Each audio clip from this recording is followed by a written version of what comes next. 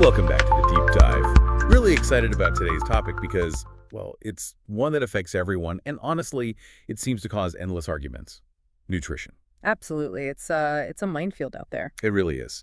So today we're diving into Chapter 14 of Peter Attia's book, Outlive. He titles it Nutrition 3.0. You say potato, I say nutritional biochemistry.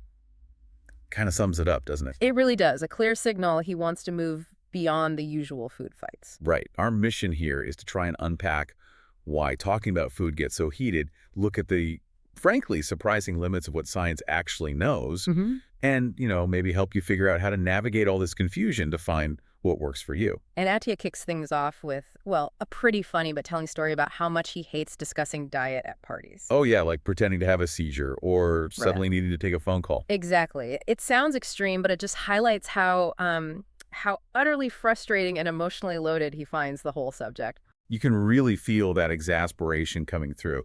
He basically says nutrition is poorly understood by science, so emotionally loaded, and so muddled by lousy information and lazy thinking. That's quite a statement. It is. He even compares it to Richard Feynman, saying complex physics can't be explained simply. Attia's point is, we know way less about nutrition than fundamental physics. It's kind of humbling. It really is, especially considering how many headlines we see every single day telling us exactly what to eat. Oh, completely. He slams those made-for-clickbait epidemiological studies. You know the ones. Claiming some berry reduces cancer risk by exactly 18%. It's absurd precision based on shaky data. And even the clinical trials, the supposedly better studies, he argues, are often flawed too. Deeply flawed, often. And this lack of solid science creates a space for, well, gurus and tribes. You've got the low-fat camp, the vegans, carnivores, paleo people, low-carb, Atkins. Everyone's got their flag planted. Totally. Zealous advocates, he calls them, often pushing their way as the only way, even when the evidence just isn't there. And it's interesting because Attia himself was, well, deeply involved in that world. He talks openly about his 3 years on a strict ketogenic diet. Right. He became really associated with low carb. He does credit cutting out sugar back in 2009 with basically saving him from metabolic syndrome, maybe even saving his life. Which is huge. But then he says the whole experience just exhausted his patience for the diet debate. That's a pretty stark admission. It really is. It leads him to talk about humility and the Dunning-Kruger effect. Oh, yes. The idea that the less you know, the more confident you are. Exactly. He points specifically to Mount Stupid on that curve, peak confidence, minimal actual knowledge. And he puts himself right there. He does. He says, I was completely guilty of this myself in the past. Admits he was squarely on Mount Stupid regarding nutrition. That takes some guts to say publicly. Definitely. So what changed for him? How did he get off Mount Stupid? He says it was working with actual patients, seeing their real-world struggles. That taught him a humility that just reading scientific papers couldn't. It's that mix of science and, well, human experience. Which brings us to his main point, doesn't it? This idea that the core assumption behind all the diet wars is just wrong.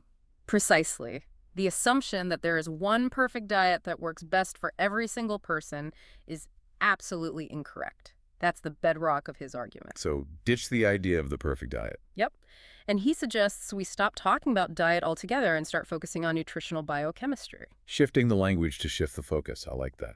Away from labels and tribes, more towards the actual science of how food interacts with our bodies. Exactly. That's the heart of Nutrition 3.0. It's about being scientifically rigorous, yes, but also highly personalized, driven by your own data, your feedback, moving away from ideology. Okay, so it's less eat paleo or go vegan and more what does your body need? Right. What works for your specific goals, your metabolism, and crucially, what can you actually stick to long term? It's finding your path. So if Nutrition 3.0 is the approach, what are the key problems it's designed to solve? What questions is it trying to answer for us? Well, he frames it around 3 basic questions, actually pulled from an earlier chapter. 1, are you undernourished or overnourished? 2, are you undermuscled or adequately muscled? And 3, are you metabolically healthy or not? Simple questions, but probably not simple answers for many people. Often not. And he notes there's a really strong link between being overnourished, undermuscled, and having poor metabolic health. So for a lot of people in that boat, the goal becomes pretty clear. Which is? Reduce overall energy intake, eat fewer calories while adding lean muscle mass. And that means significantly boosting protein intake and combining it with the right kind of exercise. Ah, the exercise connection again. And the muscle focus. Always. He's adamant. Any diet change that leads to losing muscle mass is just a non-starter. Full stop. Doesn't matter what else it achieves. That's a really strong stance. Yeah. It also sounds like his view on what nutrition can do has shifted over time. He doesn't seem to see it as the magic bullet anymore. No, his expectations are more tempered now. He definitely believes nutrition is vital for fixing metabolic problems and lowering disease risk. But he's not sure it can magically extend lifespan in the same way exercise seems to. Okay, so it's powerful, but maybe not the most powerful lever for longevity itself. That seems to be his current thinking. And it leads to this really important distinction he makes between tactics to correct poor health versus behaviors to maintain good health. Like the cast analogy. Exactly. A cast is crucial for a broken bone, but wearing one on a healthy arm makes it weaker. A very restrictive diet might be necessary to reverse type 2 diabetes, but it might not be the right approach for someone already metabolically healthy. That makes a lot of sense. Different tools for different jobs. So given all this complexity and nuance, does he still offer any simple, basic rules? He does. He argues the fundamentals are pretty simple. Rule 1, don't eat too many calories or too few. Rule 2, get enough protein and essential fats. 3, get your vitamins and minerals. 4, avoid pathogens and toxins. That sounds surprisingly straightforward. Right. Beyond that, he says, we know relatively little with complete certainty. He also throws in those directional cliches, doesn't he? Things that are probably good advice. Yeah, like if your great-grandmother wouldn't recognize it as food, maybe don't eat it. Stick to the perimeter of the grocery store. Plants are good. Animal protein is safe. We evolved as omnivores, so most of us can thrive that way. It feels like his real goal isn't to give you a meal plan, but to change how you think about eating. Absolutely. He wants to equip you with a framework, not just a list of good and bad foods. It's about empowering you to figure out what works for your health. Okay, this leads us squarely into the why. Why is it so hard to know what works? He talks about this sort of no problem. Yes, this is a major frustration for him. How little we actually know for sure, mainly because a lot of the research is, well, not great quality, and the way it's reported is often misleading. And he breaks down the research into two main types, right? Epidemiology and clinical trials. Exactly. Those are the primary ways we try to learn about nutrition. Let's start with epidemiology. Okay, what is that exactly? It's where scientists look at large groups of people, collect data on their habits, like what they eat, and then look for links, associations, correlations with health outcomes like heart disease or cancer. Most of those news headlines come from these kinds of studies. And it has worked sometimes. Oh yeah, it's had big successes. Figuring out the cholera source in London back in the day, or linking soot exposure to cancer and chimney sweeps, huge public health wins came from epidemiology. So why is it, as he says, less insightful when it comes to nutrition? What's the problem? The fundamental massive limitation is that it can only show correlation, not causation. It can't tell you if A causes B, just that A and B seem to happen together. The classic correlation does not equal causation. Bingo. He uses the diet soda example brilliantly. Lots of studies show people who drink diet soda have more belly fat and higher heart disease risk. Easy headline, diet soda makes you fat. But who drinks diet soda? Often it's people who are already overweight or worried about diabetes. They choose diet soda because of their health concerns. The study can't tell if the soda caused the weight or if the weight led to drinking the soda. Right. It can't untangle the cause and effect. That seems like a pretty major flaw for trying to give dietary advice. It is, and sorting out causality is really hard. Yeah. Attia brings up Sir Austin Bradford Hill's criteria for determining causality, things like strength of association, consistency, temporality, and crucially, experiment. Experiment. Like actually testing it. Yeah. Can you do a randomized controlled experiment? And for nutrition, that's incredibly difficult. You can't ethically or practically randomize people to eat junk food versus healthy food for decades and expect them to stick to it perfectly. As he says, humans are unruly, disobedient, messy. Forgetful, confounding, hungry, and complicated creatures. Yeah, sounds about right. So nutritional epidemiology often fails those Bradford Hill tests, especially on effect size. Effect size, meaning how big the link is. Exactly. Smoking increases lung cancer risk by like 1,000 to 2,500%. That's a massive effect. But that widely reported study linking red meat to colorectal cancer, it found a 17% increased risk, a hazard ratio of 1.1 Hunton. Which sounds like something, but maybe isn't huge. He argues it's minimal, so small it could easily be due to chance or, more likely, confounding factors all the other lifestyle differences between heavy meat eaters and non-meat eaters that the study couldn't account for. Very few nutrition studies show even a doubling of risk, let alone the kind of effects seen with smoking. And on top of the weak effect sizes, he questions the data itself. Oh, strongly. Many of these studies rely on food frequency questionnaires. They ask people to remember everything they ate over the last year. A year. I can barely remember breakfast yesterday. Precisely. How accurate can that possibly be? He argues it's fundamentally unreliable data. It's why prominent researchers like John Ioannidis have been so scathing, calling nutritional epidemiology a scandal that should be thrown out. Wow. Okay, so unreliable data, weak effects, inability to prove causation. What else? Confounding factors. Food itself is incredibly complex, thousands of compounds interacting, and our choices about food are shaped by everything. Genetics, income, education, culture, stress, marketing, even religion. Sure. Trying to isolate the effect of just one food group in that mess, it's almost impossible epidemiologically. It sounds like trying to find a needle in a haystack made of other needles. That's a good way to put it. He mentions a fascinating mouse experiment by David Allison. They had genetically identical mice fed different calorie amounts. Low-calorie mice lived longest, no surprise. Standard finding. Right.